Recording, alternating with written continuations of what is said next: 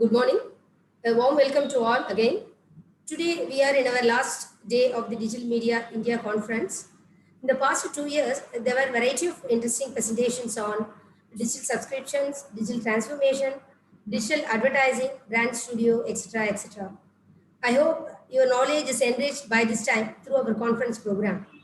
Now let's quickly move forward and enrich your knowledge further on data.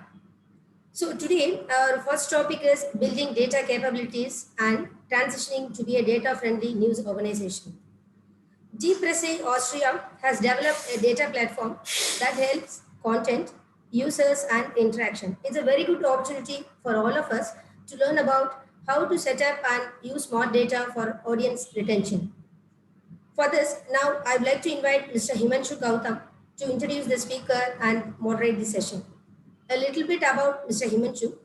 Himanshu worked as head of digital business at Amar Ujala. He has been working at Amar Ujala since January 2015. He has also been instrumental in growing and turning around this business to be a profitable one since 2015.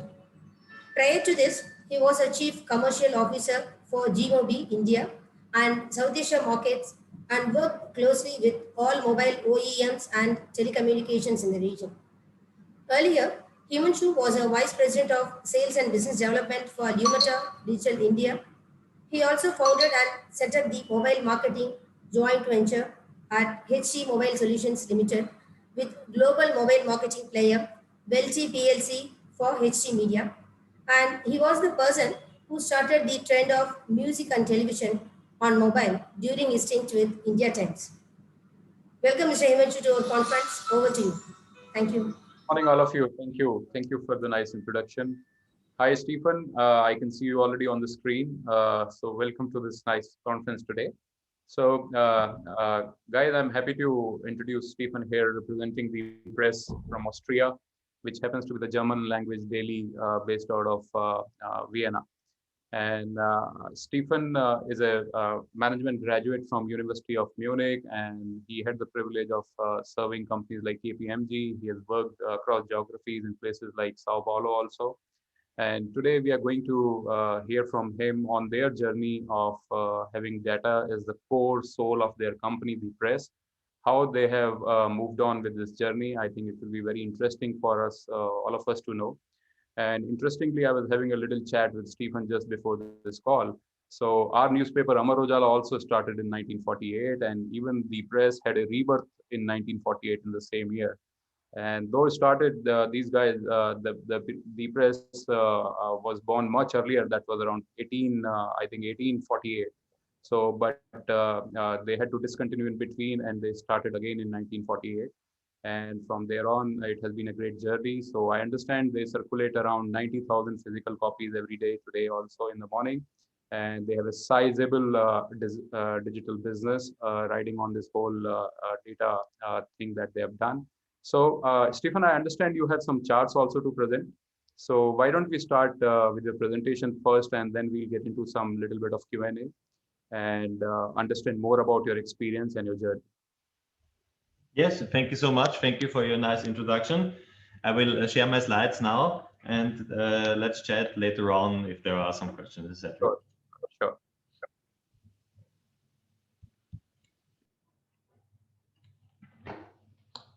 I think everybody should be able to see my presentation now. So thanks again for inviting me to talk today at Digital Media India. Again, my name is Stefan Körner, and today I'd like to talk about our pathway towards becoming a data-friendly news organization here at the Presse in Austria. I've brought some practical examples with me on how we tried to achieve this goal. Myself, I am Chief Operating Officer at the Presse, and here I am responsible for digital transformation, for data analytics, data science, for product management, development, etc.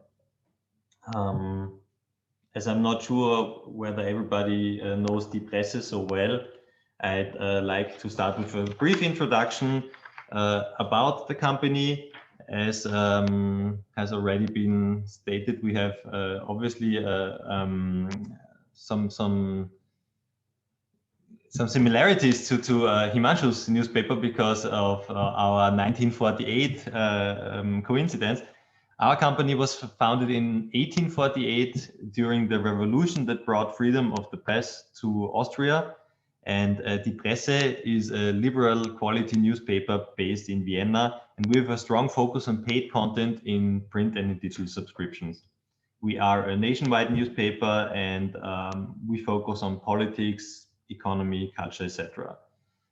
Something that might be relevant for my talk also is that Austria is quite a small country. We have about 8.8 million inhabitants, which is about 0.6% of Indian population. So we are just as big as Bangalore. It's not such a big country. We at Die Presse try to accelerate our journalistic impact through digital transformation, and that's why we build a quite actionable analytics ecosystem. This ecosystem is based in our digital product management team and sits right at the interface of product, editorial, and business. As my talk is about building data capabilities and transitioning to be a data-friendly news organization, I'd like now to talk a bit about our digital transformation process. Well, in 2017, we introduced our paywall, which was quite a bold move for us because we basically started charging money for our digital content, which was free in advance. And it gave us the chance to earn our first digital euro. It gave new value to quality journalism and led as an MVP to our digital product that we really set up in 2019. And this product was solely created for the purpose to focus on selling quality journalism to our readers and to our ad market. Here we were quite successful. We converted about 33,000 paying digital subscribers. Probably in Indian numbers, that's not so much, but you know, as we are a country of 8 million people and we are a quite niche product, we can be considered market leaders, if not the market leader in the subject of digital subscriptions in Austria. This then gave us the chance to further expand and further professionalize alongside our digital transformation path. So now we've given us the chance to transform all these areas where needed, and we have quite high ambitions in this topic. So what brought us here?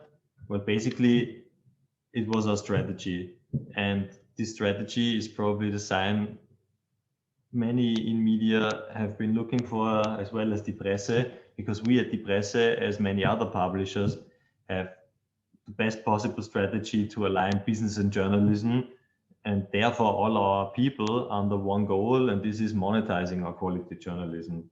So as this strategy started off as a mere vision of what we might be able to do, it transformed to an operating manual step by step, and it transformed to be our North Star metric and our prioritization tool on what to do next. So how did we transition to become a more data capable company, a more digitally transformed company? Well, that only works step by step, basically, because in my experience, and I've been doing this for quite some time now, one shouldn't be fooled. It's quite a steep stairway up towards digital transformation, and growth only comes from a number of incremental steps. What are the focus points that we focus on coming from our strategy? Well, we focus on 4 main tasks. We focus on data, we focus on technology, we focus on people, and we focus on product.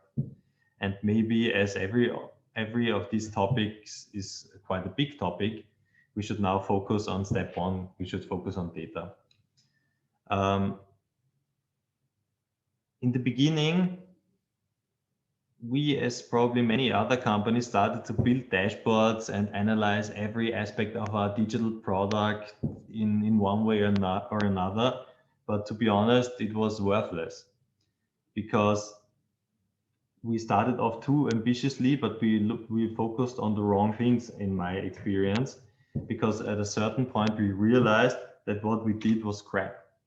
We collected wrong data at Die Presse. we just reported the data, and this reporting of data is easily mistaken as a beneficial outcome of data analysis, but it is not. We avoided analysis and we postponed action on data. And then again, some time passed and we came to understand that our product can only then constantly improve if we provide data that is actionable, powerful, and beautiful and understandable at the same time. So what we try to do is we try to transition from grab to care. So what we did is we started to collect correct data and really analyze this data. Building upon that, we recommend action, this on a day-to-day basis, and we execute and experiment, something that's really crucial on the pathway of digital transformation and transforming to be a data-friendly news organization. But how did we get there? Well, we at Presse, we tried to build a data setup, a data ecosystem that really enables us to come to a state of seeing, thinking, and feeling data.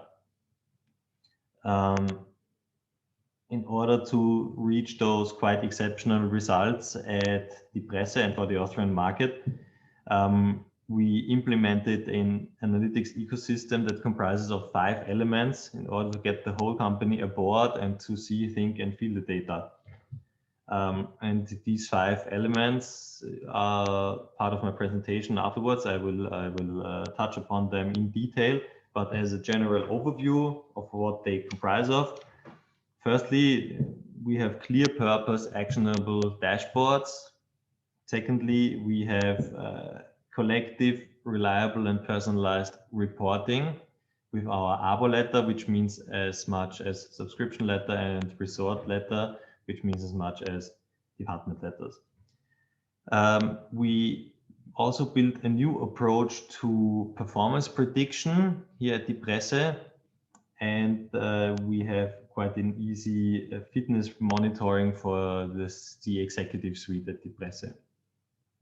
This all is based on permanent talking about data, because what we learned is that data analysis and data science needs really to live within the company, and it needs to be communicated all the time. Before I get into detail, just one quick remark. All our dashboards, all our analytics tools, etc., they have been developed closely with our editorial team, and they are made for a non-technical audience. So that's why sometimes maybe they may look a bit playful, or sometimes you know, the naming is a bit is a bit less data sciencey than one might think. So maybe let's come to the first part of our data ecosystem, our actionable dashboards. Well, of course, these dashboards are accessible 24/7 online and via screens. But the main task is that they have a clear focus. Their focus is quick decision making for story positioning.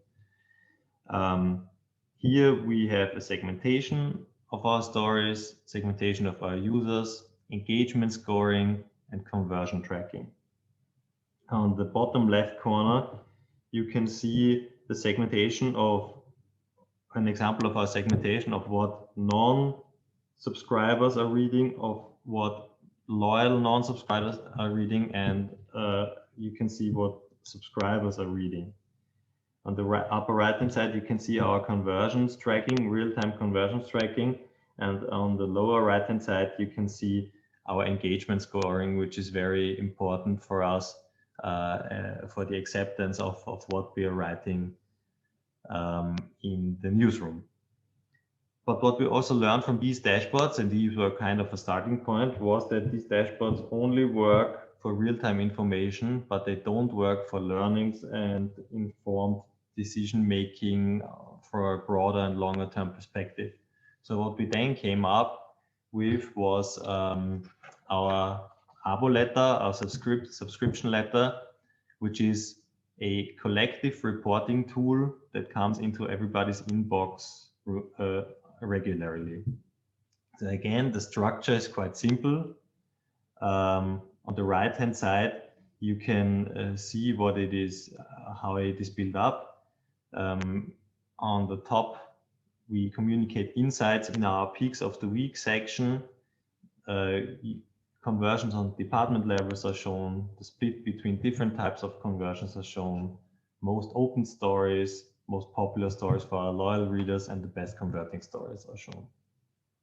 We built this abo letter, this subscription letter, in many iterations with our newsroom. And probably one of the reasons why they like it is because it's quite beautiful and it's unique. We identify outliers easily with our abo letter, and same as in journalism, where we have a strong preference for humanly curated content. Also, our abo letter is not generated by a machine, but it is humanly curated. So people really sit down, have a look at the data, show what can be learned from the data, and then they communicate it routinely on every Friday to everybody, to every journalist on the company. This is really important for us because otherwise, at least this was a learning at Presse, data tends to be neglected if there is no routine so that everybody gets this data in their inbox. Throughout some iterations, we improved the abo letter structure, but now we've come to a state where we were able to expand this structure, and we expand it to a subdivision of it, which is called Ressort letters. It's department letters. Again, quite a simple setup. You see the most important KPIs on for every department. You see the most effective stories in terms of reach and engagement.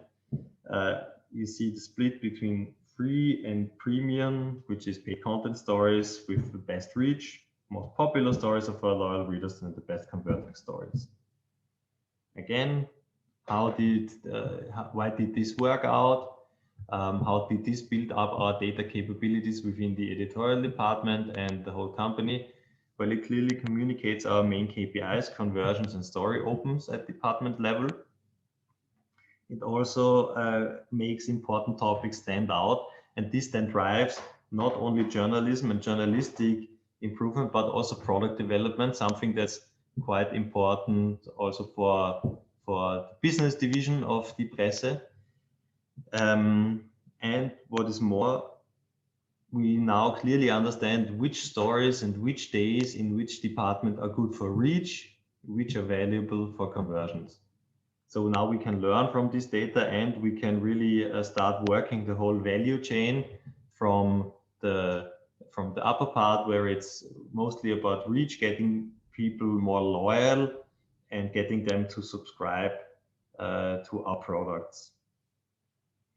Again, we have a routine. Every Monday, the Ressort letter is delivered to the head of our departments. What we then came up with was our new performance prediction tool. And as Austria is quite a skiing nation, we called it the ski jumpers graph. So ski jumpers and our stories seem to have something in common. But I don't know whether you are familiar to the concept of ski jumping, but you can only jump far if you have the perfect takeoff and the right technique at the right time. Basically, this is what we try to do in our performance prediction at the Presse. The graph more or less shows story engagement and story openings. The size of the bubbles means the number of conversions. And what we see is that the higher up in the graph a story is, the more engaging it is, and the farther right it is, the more it has been opened. So if you're on the top right-hand corner, it's a jackpot for us. But what this ski jumpers graph helps us to do is it allows us to show which story might be interesting to a bigger audience. So in order to show the most interesting content to as many users as possible. In the blue zone, you can see the promising stories, and these are in the beginning only shown organically to a small amount of users. But if their engagement crosses a certain threshold, we start to boost them. We boost them internally and externally and display them on more visible slots on our website, social media, etc. We also sometimes try to make anorganical growth with these stories as well, because what we then see, if we do it right, these stories are able to jump over to the yellow zone, to the jackpot zone, where stories are not only highly engaging but also open frequently. So if you work this graph right, this leads to a lot of jackpot stories that create a win-win situation, because staff is more motivated. You see that all the numbers are going up, and from a business perspective, you come to a rising number of conversions. A very effective tool for us. Another effective tool for the Presse is their fitness, is our C-level fitness monitoring, where we health check our content, but also the whole company. Again, structure has to be quite simple, but this is the dashboard where we set our overall goals and where we tweak with these goals. On a month-to-month basis, we set goals, and green means that we're able to draw from our learnings, from our best practices, and increase those goals. And if we're in the red, it means we're in trouble, and we need to take necessary measures within the C level, within the executive suite.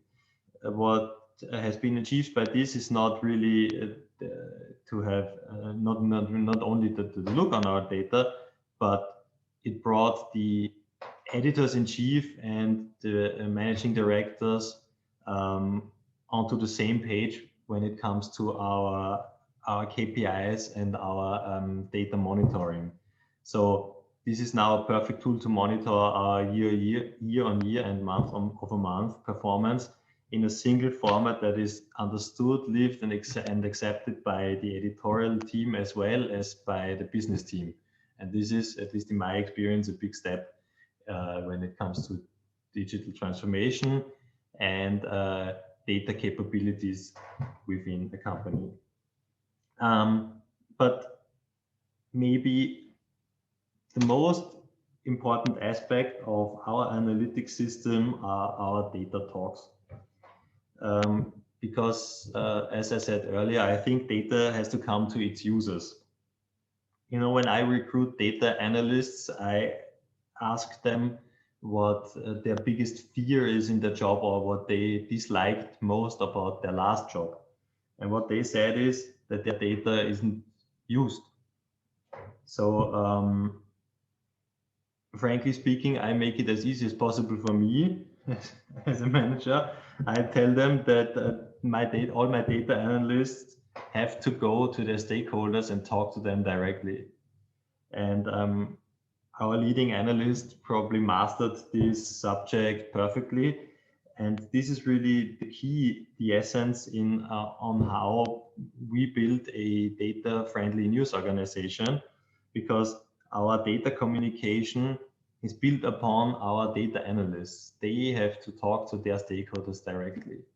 So within this setup, we build routines with different stakeholders, with the editors-in-chief, with the C-level management in the business department, but also with just, you know, regular editors as well. So we have data talks for these deep dive analysis.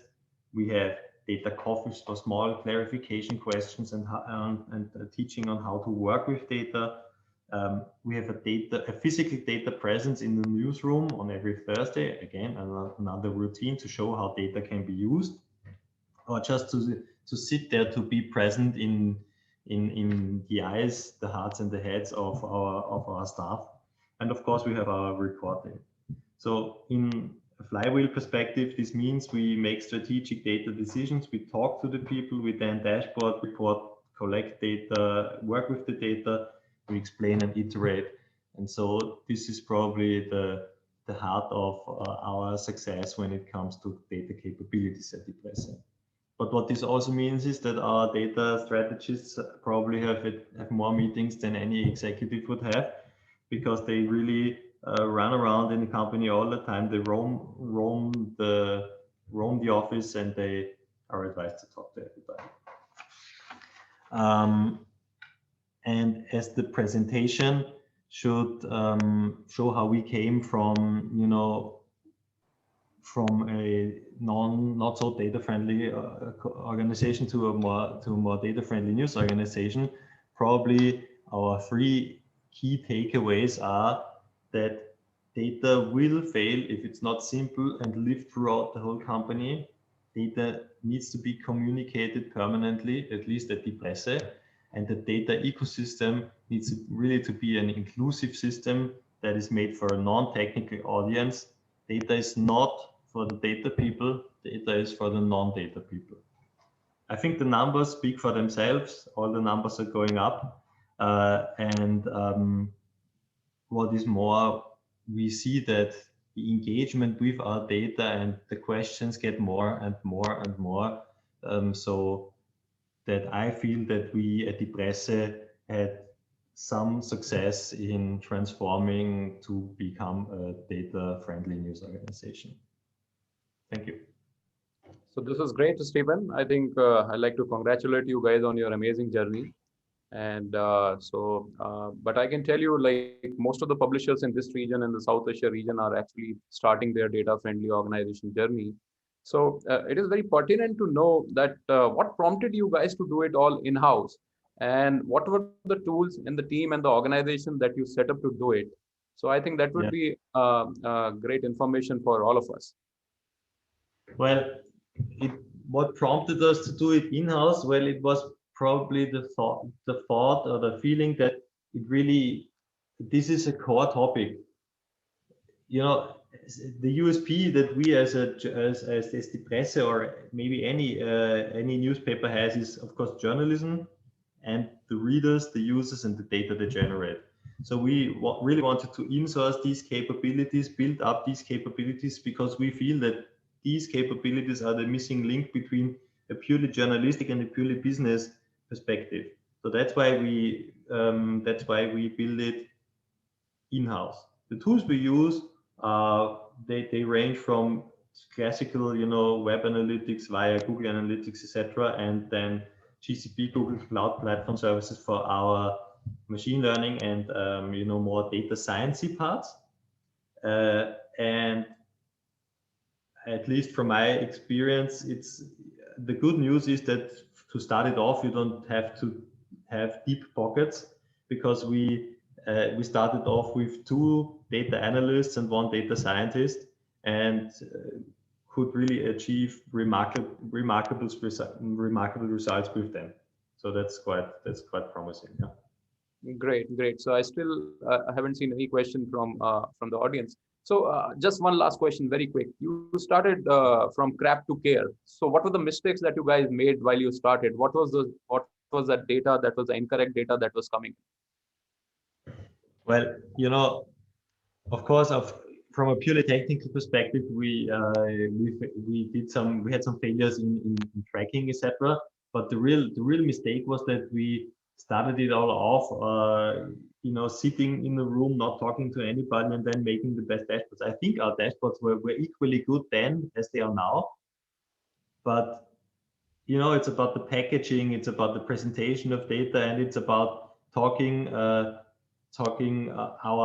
editor's mother tongue, as to speak. You know what I mean? It's really important to get them to understand data.